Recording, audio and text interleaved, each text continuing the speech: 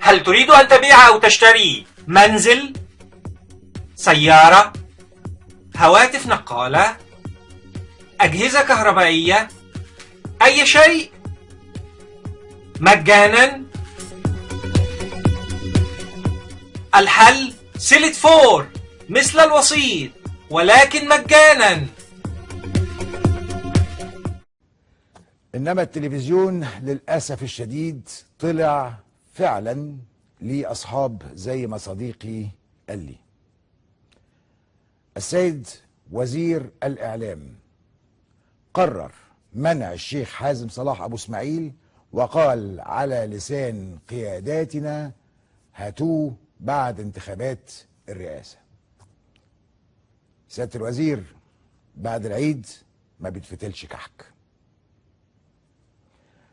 لما قلنا قبل كده نجيب مرشحين الرئاسة اتقال لا لا لا ما تجيبوش مرشحين الرئاسة، ممنوع، لأن ليهم 60 دقيقة بس في التلفزيون المصري وما نزيدش عن كده، مع ان احنا شايفينهم على كل القنوات موجودين بشكل يعني مستمر لا ينتهي.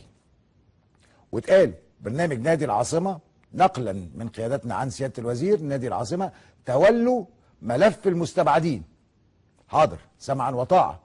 فقلنا نتولى ملف المستبعدين، فكان معانا المهندس خيرت الشاطر الاسبوع اللي فات بعد ما حلقته اتأجلت اسبوع كامل عشان خاطر مباراة كرة قدم ودية بين فريق المصري للشباب وفريق كوستاريكا، اللي اراهنكم ان محدش فيكم يعرف هي خلصت كام.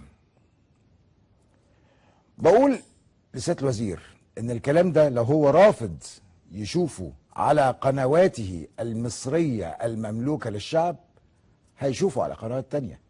إذا كان الشيخ حازم اختصنا بهذا السبق، بكرة يختص غيرنا ويكون السبق للغير.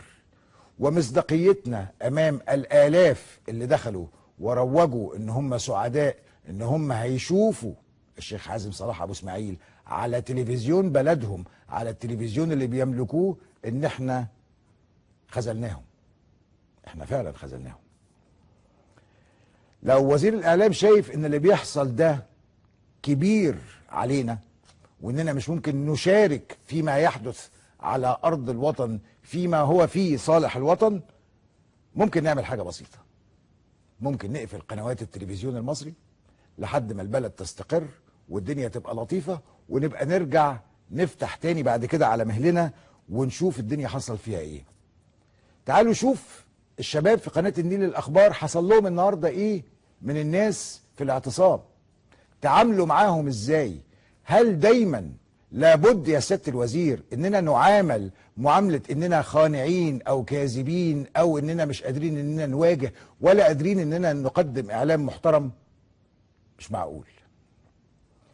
كان من حق الشيخ حازم صلاح ابو اسماعيل كمواطن مصري متهم من قبل الكثير من التيارات انه يخرج على الهوى ويدافع عن نفسه، وننقل اليه تساؤلات الاخرين، وننقل اليه تساؤلات انصاره اللي هم وضعوا اكتر من 500 سؤال للشيخ حازم عشان يرد عليهم.